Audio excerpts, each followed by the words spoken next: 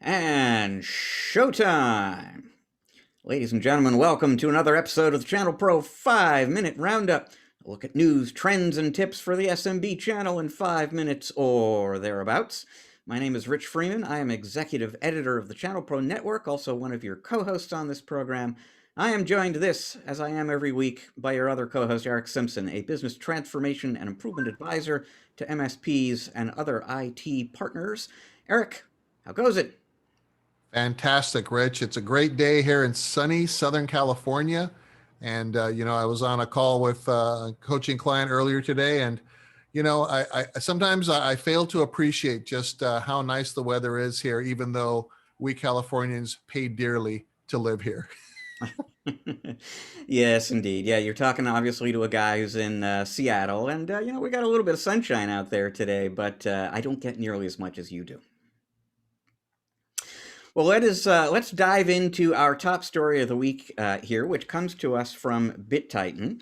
And at first glance, this is not necessarily going to sound like a big or universally applicable kind of story to a lot of people in the audience, but stick with it just a little bit.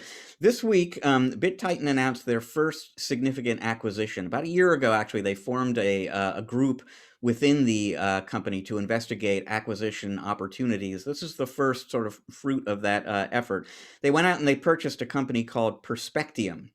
Now, maybe you haven't heard of Perspectium. If you are a ServiceNow user or work with a ServiceNow user, you probably have, because what Perspectium's product does is synchronize the data inside the ServiceNow database with other software as a service applications and keep all of that data lined up. So from a short-term perspective for BitTitan, what's significant about this is this gets them into the ServiceNow ecosystem.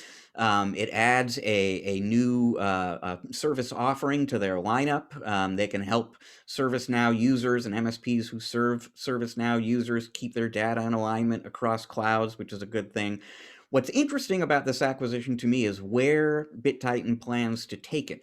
So they very much appreciate all of the short-term opportunities I just outlined there, but what really interested them about this company and the reason they acquired the company is because they want to use the underlying technology to help MSPs pursue a bigger opportunity. So, once upon a time, there were a lot of SMBs out there who had a cloud, one software as a service application. It was probably Microsoft 365 or Office 365 in those days.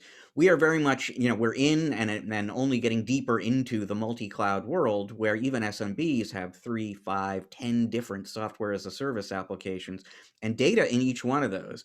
And you really do need to keep that data lined up. You want to have one version of the truth. And typically what that's going to mean from a strategic standpoint is you pick one system, that's what defines the truth. And then what you want to do is keep that definition of truth or distribute that out to the other applications that the end user is employing. And that's what this Perspectium product will enable BitTitan to offer to its MSP partners, what they are calling data synchronization as a service. And it is a whole new service offering that any ChannelPro who is doing business in the cloud, theoretically, once this new offering becomes available, can provide to their customers on obviously a paid basis. It's one of those things like migration. BitTitan made its name with Migration Wiz, which was a product that helps ChannelPros migrate on-premises data into the cloud. It's one of those things that every end user in the cloud is really going to need. And it's going to be, a new service that you can resell via a BitTitan going forward. And it won't be that far off into the future, I should say. We are forward-looking here. This is not something that you can do with them today. But they're saying Q3, without providing a lot of details, there will be something along the lines of what I just described for Microsoft Cloud partners coming along. So interesting new cloud opportunity, something that I haven't seen other people doing or hadn't really thought about ChannelPro readers potentially investigating. Yeah, it is interesting as we keep track of and report on these acquisitions that we're seeing, Rich. And this is one that surprised me a little bit, right? I mean, as you mentioned, folks might be aware of ServiceNow.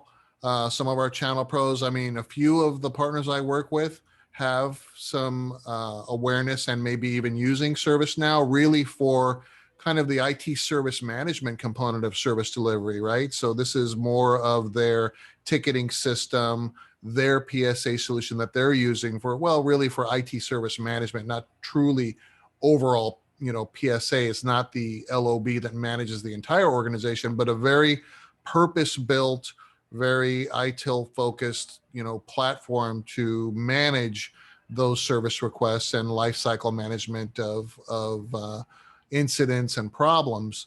And partners may be more aware of BitTitan because of, as you mentioned, migration was. I'm more aware of partners using and knowing of BitTitan than ServiceNow. So to see this acquisition and to try to peer into the crystal ball and understand the strategy and the opportunity that BitTitan sees here, I think appeals to a more strategic and maybe a more mature ChannelPro that sees that migration toward the cloud and sees the benefit of being first to offer these types of services and solutions as a strategic advantage among the rest of the MSPs that may not be seeing positioning and strategic movement skating where the puck is going to be kind of philosophy and providing them that advantage. So I'd be interested to see once the product is released and to get some feedback from channel pros that are taking advantage and see that opportunity from a more mature strategic perspective.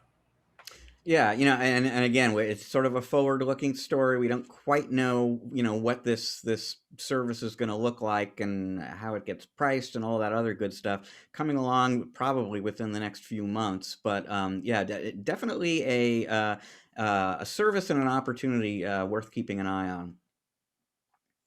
And you know what? It's always worth keeping a good eye on your business as well. And how many times do you hear folks, if you're an MSP, pushing you to do quarterly business reviews with your customers if you're not doing that already? Well, you know what? Your customers aren't the only people who would benefit from a QBR.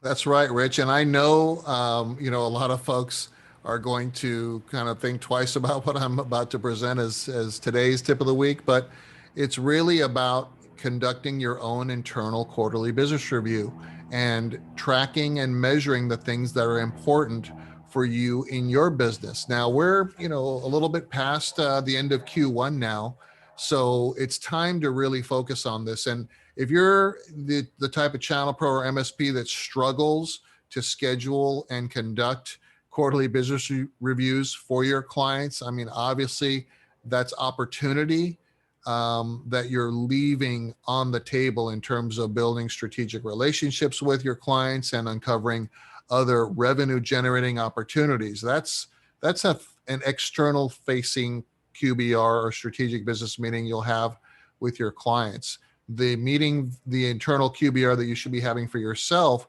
will help guide your business decisions and your growth decisions, your staffing and scaling decisions, your solution or vendor alignment decisions as you grow your organization over time. So, take an inward look, measure, establish the KPIs that you're going to measure from an operational and financial perspective, from a marketing perspective, from a sales perspective, from a service desk and project management perspective, and analyze this data objectively in order to make better business decisions and keep from maybe investing time, energy, and effort and money in areas that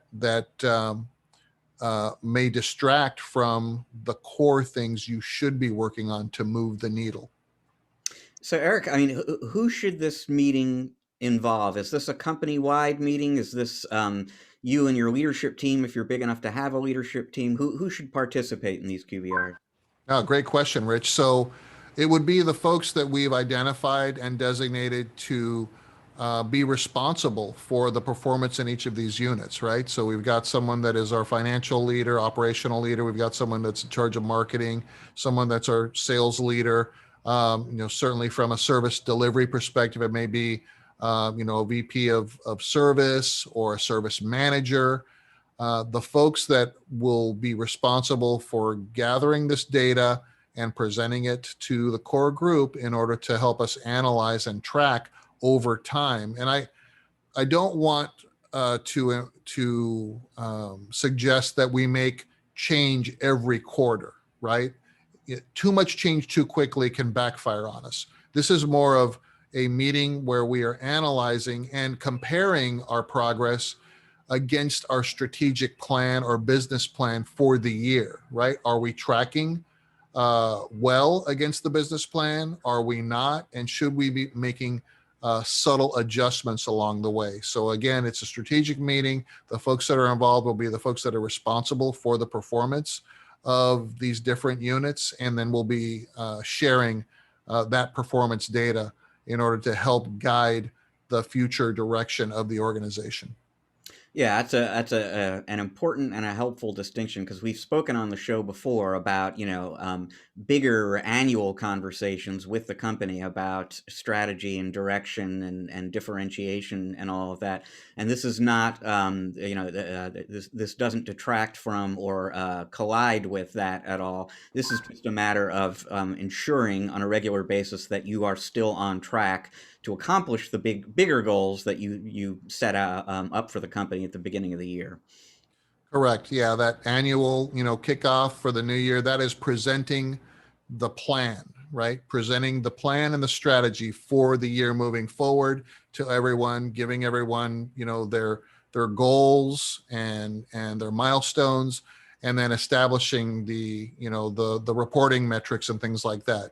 And as you aptly mentioned, this is simply evaluating our progress towards those milestones and those goals, and ensuring that we are aligning well. And if not, what subtle adjustments should we be making, right? So again, too much change too quickly, not a good thing, but certainly measuring on a quarterly basis and making slight adjustments along the way is the guidance recommended here. All right. Well, that leaves us time for just one more story this week. And, Eric, things are opening up in more and more parts of the country right now. People aren't quite as homebound maybe as they have been for much of the last year. But, I mean, still people are spending plenty of time cooped up, maybe more than normally in their life. And that is still being reflected in some of the decisions that people are making, that some of the stir craziness perhaps that we're seeing in people. And I am alluding here to the latest example of that. This involves a 33-year-old man named Jesse Larios, who, as we speak, I believe, is walking from Los Angeles to San Francisco, which in and of itself is quite an undertaking and an interesting thing to decide to do. But he decided to do it in a bear costume that he made himself. And he's now calling himself Bear Son. He's got a name he's attached to this bear, and he's walking to San Francisco.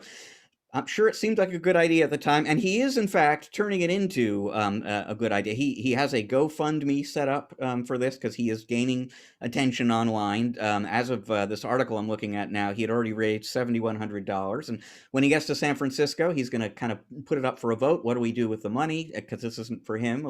It'll go to some good cause, I'm sure. So that is constructive and wonderful. Beyond that, I would call it creative and interesting. Yeah, those are some terms. I question, his judgment of time of year to do this in a bear outfit. I would imagine, he would be a lot slimmer when he finishes this trek than when he began it in the middle of April, May.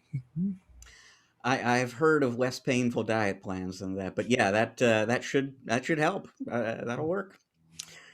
Well, folks, that's all the time we've got this week on the 5-Minute Roundup. Thank you so much for joining us. If you are a fan of the show, you have been watching us on video lo these several years at this point, but it is important to point out we are a podcast as well as a video. If you are listening to us right now, then First thing you should do is go into your podcasting source of choice and rate our program. Please, please, 5 stars. If you do that, that will help the show be more easily discovered by other people who might enjoy it too. Do them a favor. Let them know you like the show. If you're listening, the other thing you can do is go to the ChannelPro Network channel on YouTube and check us out on video, because every episode is available there as well. If you click that little bell icon on the YouTube channel, you'll get notified, in fact, when new videos become available. You want to read more about BitTitan and Perspective, you want to get great advice for growing your business, your daily destination should be channelpronetwork.com, because there is great new content going up there every new day. To learn more about Eric and the work he does with his clients, you want to go to ericksimpson.com. That is ERICK Simpson.com. So thanks very much for joining us. We're going to be back again next week with another episode. Until then, folks, please enjoy the rest of your week. Eric and I are enjoying the rest of your week already.